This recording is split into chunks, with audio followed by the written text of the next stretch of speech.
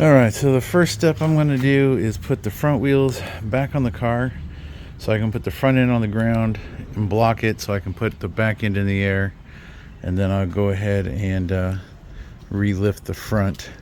It'll make it a little easier to do it that way. So I'm just going to put the lugs in hand tight because it isn't going to go anywhere, and then I'll take them back off. But I want to put my bigger jack stands under the front anyway. That way I can get the front end up a little higher than the back, and that should help the fluid drain towards the rear. So I'm going to swap everything real quick, get the wheel back on, and hopefully this doesn't take too long. So this is a handy guy, especially if your tire's kind of heavy, unless you put studs in, which I have not. But what this guy will help you do is get your wheel on in place. Should be in your toolkit if you have one. I actually had to order a toolkit for this car. Alright, so we're going to set that there. Then we'll be able to put the wheel on that, and it will line up these other holes. I'm only going to put 3 lugs in because, like I said, I'm just going to set it down on the ground while I do the rears, and then I'll jack it back up where I want it. Yeah, it makes real quick work of that. So I just put the 3 in hand tight, and we can pull this back out. Sure beats. I wish they would have had this for older bugs. If they did, I didn't know about it. All the bugs that I worked on over the years, holding the wheel up, trying to get those damn things started.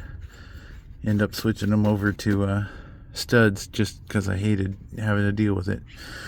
So we got the 3 in. It's going to be like that. I got the plastic just kind of hanging out here for a second. So we're going to go ahead and put this on the ground, do the other front, block the front wheels, and then we'll do the backs. Alright, the driver's wheel is back on. Lower this down. Alright, moving on to the rear. Alright, so I went around the back of the car, loosened the lugs. I have blocks in front and behind the front tires so it can't roll backwards because I don't have much room and I don't want to be pinned between 2 cars. Next thing I'm going to do is jack this up. Now I'm going to put the jacks under the jack support areas, and we're going to jack it up from a hard point. I was looking online, it looks like there's 2 or 3, so I'm going to figure out how long my jack is and which one I can reach. Okay, so the back's in the air.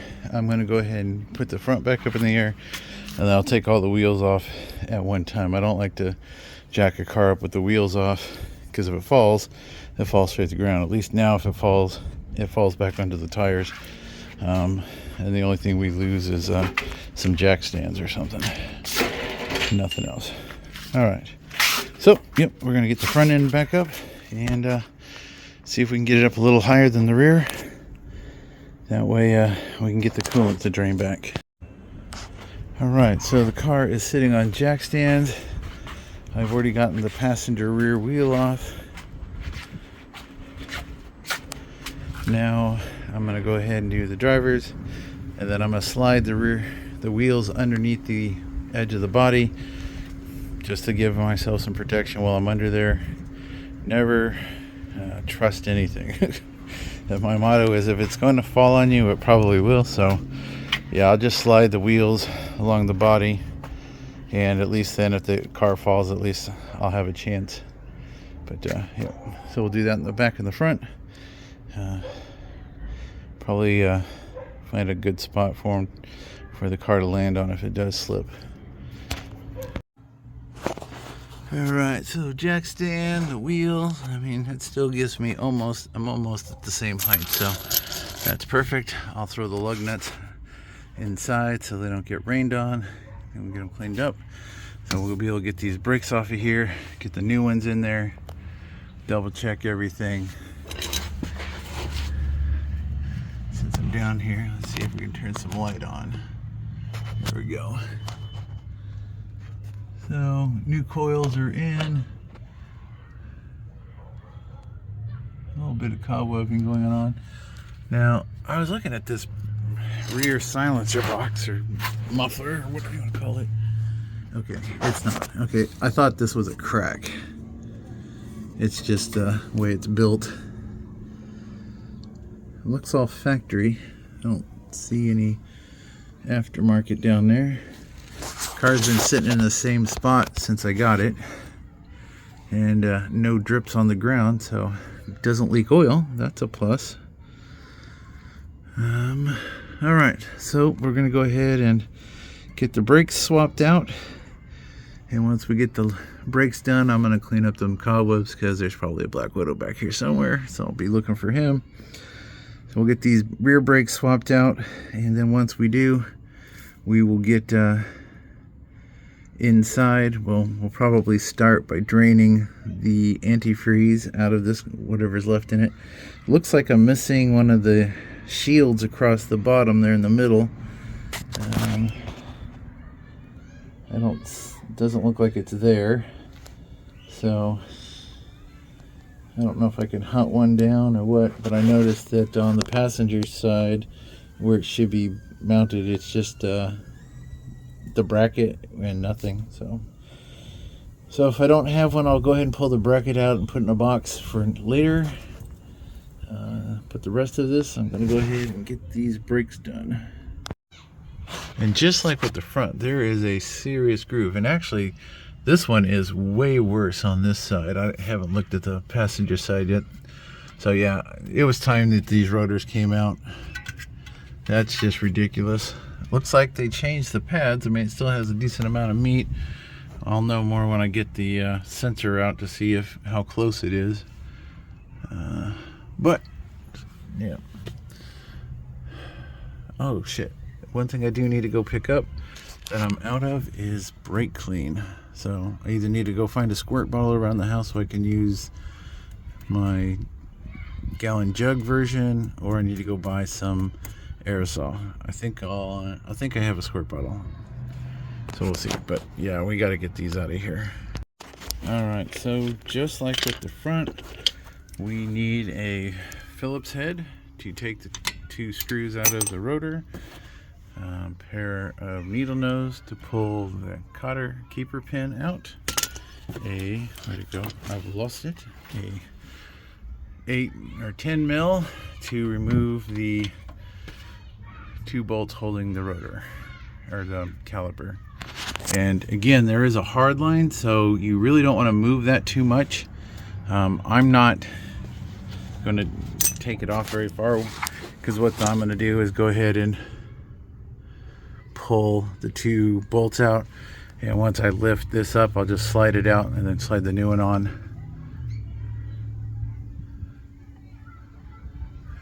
Kind of weird. So that pad really hangs down far. I didn't notice it being that far before, but it's in the keeper up here, so that's good.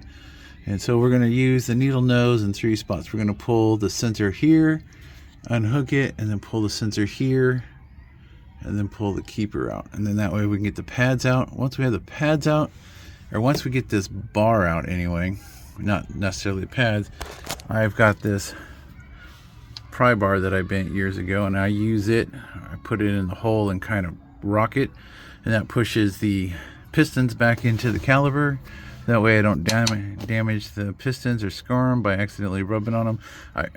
You could probably do it any other way, because these rotors are shot, so I would be concerned. But if you were going to reuse them, definitely don't want to pry on the pad itself or on the rotor. So yeah, just be real gentle when taking everything out, and be mindful of that hard line, because if you bend that hard line, then you're going to be looking for a replacement, and I don't know how easy those are to find, but I'd prefer not to do additional shopping if I don't have to right now. So yep, I'm just going to pull it back a little bit, and I could crack the line loose and pull the rotor all the way off, because we are going to bleed the whole system, but then I will have a mess here, and I'm trying to avoid as much mess right now as possible.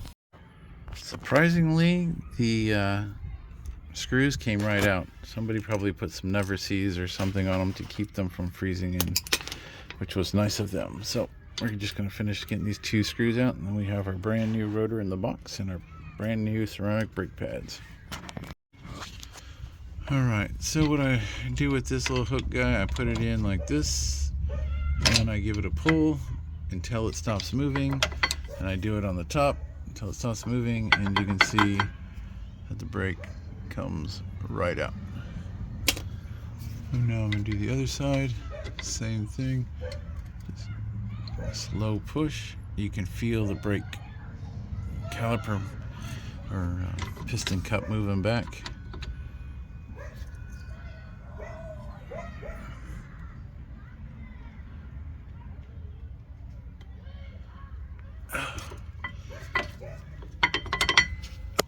That should be enough. If I look down inside there and I see too much of the piston cup sticking out, I just put the pad back in and keep pushing it in.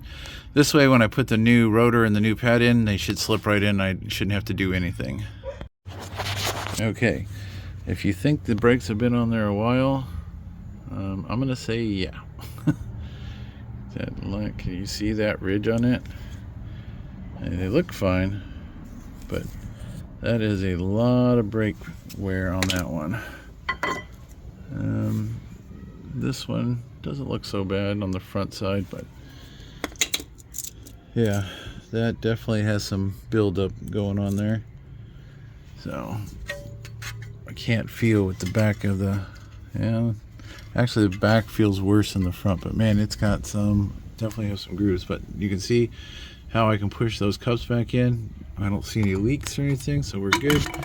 So yeah, we're just going to get this off real quick and break these 2 loose and then pull the rotor. It's just sitting here, so I'm going to open up the new rotor so that it's just ready to go on, and then I can just put everything back without having to fuss with it. So I like using this kind of brake cleaner that doesn't have the aerosol with it. It's kind of nice. You just need a squirt bottle. This is one of my wife's old medical squirt bottles, so keep them around, clean them out, and use them until they crap out, because either that or go to the dollar store and buy the cheap ones, because there's no reason, because that stuff will just eat up the little seal inside there after a few weeks. So alright, so I gotta get this box open so we can get this pad ready, or rotor ready to go back on. Alright, so everything's loose, caliper's loose. Now what I need to remember, because the pad does not wish, or the rotor does not wish to move, and I do believe that I set the parking brake, so I'm gonna go check that, and I think it should come off.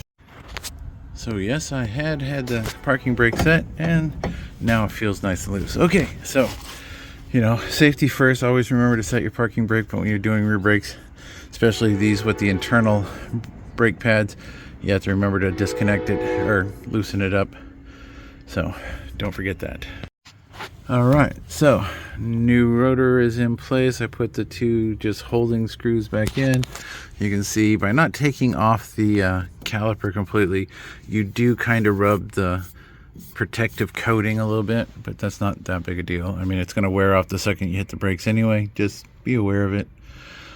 Alright, so I'm going to go ahead and remount the caliper, and we'll get the shoes in. Alright, so I got the 2 bolts back in and tightened down. So now the pads go in. I do have brand new hardware for the rear, so we will not be reusing any of that. So now we just gotta get the pads out. And so just like with the front, that is the ceramic part number there. These are, was it R1 Concept brakes. This is, and they are left right, because these are slotted, not drilled. I didn't get the drilled, I only want the slotted, so that's the part number for the rear. These are R1 brakes, but they seem, whatever company sold them, put their own part number over it, because you can see the hologram label underneath here. But so that's your left-hand rear, that's your pads. So all right, and it even tells you what hardware to use here if you're not sure. I do like the way they package them, so they're set up correctly, so they're face to face, so you know one's a left, one's a right. Though I'm not really sure if that really matters on these. B12, I'm looking at the little part numbers here. Nope, these are the same part numbers. So unlike some brake shoes that only go in, or pads only go in one way, these apparently can go in either way. The thing that you're looking for is the notch. Oh, these don't have a notch. The front ones had a little notch where the pad sat, so that was the only difference. So these, the only big difference is making sure that you get your sensor wire hole in the right place. All right, and because I pushed those cups back all the way, these slid in without any issue whatsoever. So now we can put the sensor wire in this back hole, put on the hardware, and then do the hole on the other side. Because for some reason this back one is kind of a pain in the ass with the metal bracket in the way. All right, so got our clip in. Try to get it more straight up and down than I did. Apparently I got it crooked, and once it gets into this spot, it's kind of hard unless you want to take it back out, and I'm lazy all of a sudden. So the sensor wire is in, it's under its keeper, and it's in on the other side. So that is that. We have pads, and those pads don't seem to be sticking down quite as far as that other pair. So I wonder. That is just yeah, I don't know. That was just really sticking down far. For as much lip as that built up there, that was kind of strange. And you can see it wasn't added. That where I tried to think that it was a buildup, but no, that's I don't know if you can see that on the camera, but that's actual pad. So that just didn't wear. There's that much of a groove. All right, so all the old hardware, pad, there's the keeper, all that stuff is over here. We're not reusing any of that stuff. It's all trash. I'm gonna go around on the other side and get that side done real quick, and then I'll probably take a little bit of a break before I start draining the coolant. Because I do still have to go into the interior and take the seat back out and get that cover back out so I can get to everything. So I may stop the video after I finish with the other brake. I'm not 100% sure, but I most likely will put the wheel back on for now, just in case the car shifts. You know, this is California. We've been having a lot of earthquakes lately, so you never know. So we will see. So I'll go ahead and put this wheel back on temporarily. A couple of lugs in it will be good enough, just in case it does slide off the jack stands. At least it won't crash to the ground. Alright, so just temporarily put the driver's wheel back on. I still left all the wheels on because it's just easier to do it that way, and I don't want to take any chances. So this is done. On to the passenger side. Let's get that brake swapped out. Okay, looking at the passenger side brake here, I don't know if you can see, but this metal piece from the brake pad is actually on the rotor rubbing. That's weird that it would have a wear indicator down there. This thing had to rub from day one, because the pads shouldn't fall down as they wear, because that's why they put these wear indicators up here. So either these were not the right pads for this car, or who knows, but they had to have known that was making noise. I mean, I only drove it from the trailer to the yard, basically around the block once, but just to see if it moved under its own power. But still, I heard dragging, but I assumed it was the brakes pads themselves dragging. You know, when pads are bad, they have the wear indicator up here. But now that I'm looking at that I mean, you can see where it's rusted, and you can see that thing is right up on top of there. So whoever did the brakes on this didn't know what they were doing, I don't think.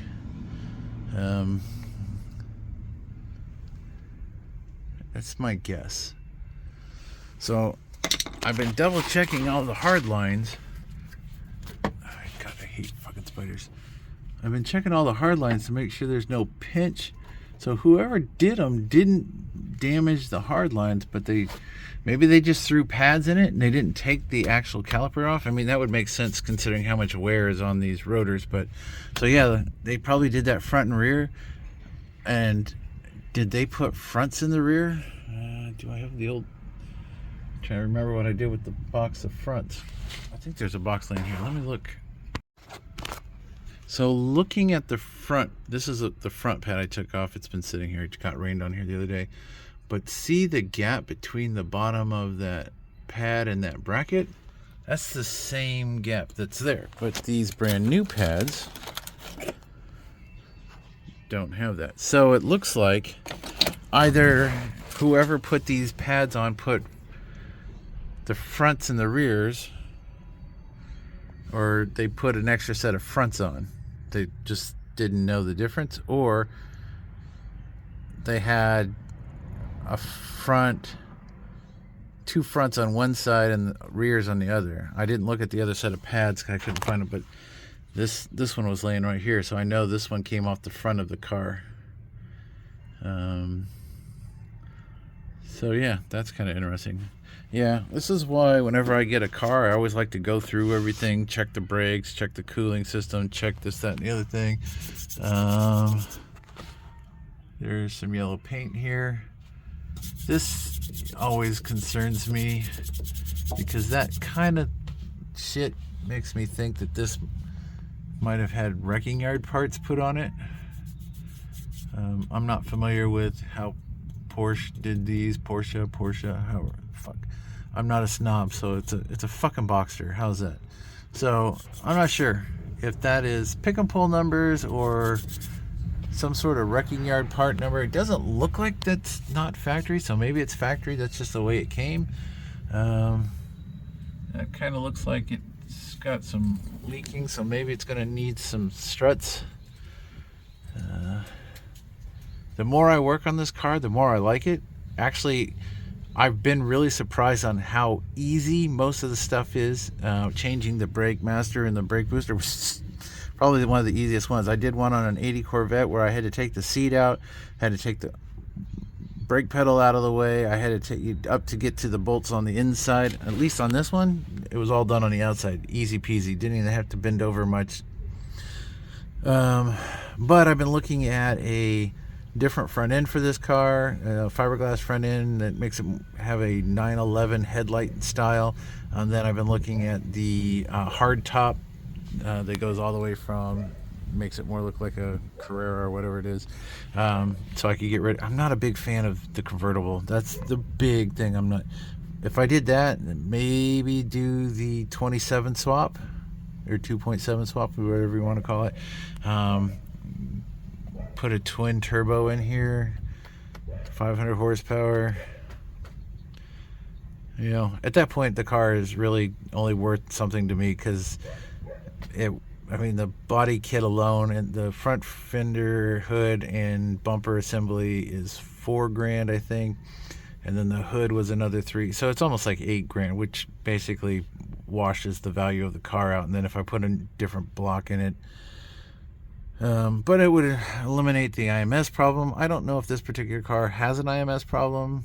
I've started it. I haven't heard anything. I drained the oil. I didn't see anything. But all right, enough of rambling. I'm going to do this brake. I got the 2 screws out already. I'm going to go ahead and pull the pad. Yeah, see, whoever did this, they didn't even put the wires back right. So that really just tells you somebody didn't really know what they were doing. I don't know what I'm doing. I don't know anything about working on these. I read up online. I read through the 101 Projects book. And then, this is just car stuff. I went to school to be an auto mechanic, so it's common sense. Look to see where things go. If something looks out of place, you question it. And when I see wires aren't put back, I question it. So, all right, let's go ahead and get this thing out of here so we can get this wheel back on its wheel.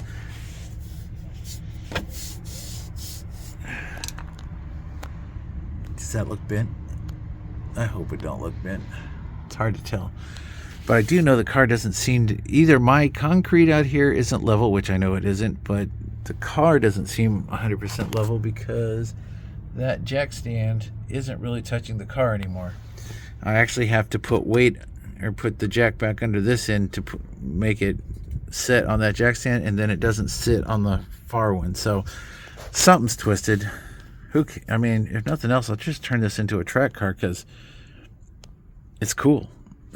I mean, I got a race car. I mean, that's a real race car. It's fully caged and got bride seats and the whole freaking bit. And then that's sort of a race car that I built myself, and it's a shitload of fun, but like I need 3. All right, let me get done. All right. So the other thing I just noticed as I was looking to pull the wires and stuff, there's no keeper pin in this particular bracket. So, yeah, somebody messed around with this car that wasn't sure what they were doing. All right, let me get that pin out of there and get the pads out. All right, so took me a couple of minutes to put this one back on. For whatever reason, it wasn't wanting to set the rotor back onto the hub straight, so it was making everything crooked, which didn't allow me to put the bolts back in. Had to take it apart, put it back together, wiggle it around, and then everything lined up. So I'm going to tighten down the 2 bolts, put the pads back in. I just sprayed everything down with some brake clean, yeah, other than that, everything's going back together just like it should. All right, so I tightened down the 2 tins, and when I put the pads in there, look at that, they line directly up with the top of the rotor, so that's good. They're not hanging way down, touching that center. So yeah, somebody just put the wrong pads on it, and they probably, people who own the car or were driving it. My guess is this car, based on the paperwork I found in it, had been back and forth to a used car lot, or car lots I should say, and this kind of crappy ass work looks like some what I consider used car lot repairs, which means that their lot boy or whoever they had there, they told, go put brakes on that car, and looked up some brakes, didn't know that there was a difference between fronts and rears because they look the same, they're very similar in size, but they're not, and lot boy threw on brakes. That's my guess. I mean, I don't have any proof of that, but again, whenever you buy a used car, whether it's from a private party or from an auction or gifted from somebody's backyard because it's been sitting and the last time they worked on it, it had all new parts, always double check somebody else's work, because you could end up getting yourself dead. All right, well, I took the new hardware out of the bag and the little keeper was missing. I looked on the ground where I was working on the other side. I don't see it. It's not in the box because I put everything back in that box before I carried it onto this side. So I'm going to reuse this old one. It should be fine. But this side was missing one. Maybe that's the trick. There wasn't enough. I didn't notice it wasn't in the hardware bag. This is the hardware bag. I didn't notice that it wasn't in there. I looked several times to double check that I'm not crazy, and it's not. So, yep, don't know, but that's all. And I don't have this particular style of keepers in the house, so. But I looked on the ground over there. I looked where I walked back and forth behind the car. I've even looked through my pile of tools. Maybe thought maybe it got magneted to something else, but it didn't. So. All right, so I've already hooked up the one wire. We're gonna put the keeper plate in, put the wire through, and then put the through bolt or through pin. All right, so keeper is in, wire is in, spring tensioner is in, wires under the connector, other side brake pad sensor is in, pin is where it's supposed to be. We have a little bit of play. That means that's everything's good. All right, so like I said, I'm gonna slap the wheels back on it temporarily, and then when I come out to bleed it, I will do that. But I think that's going to be a separate video of bleeding it, just because I think that's a little bit time consuming. And I'll kind of mix the bleeding and the coolant change, because I think we're going to have to do pretty much everything at about the same time. What is, oh, that's the overflow.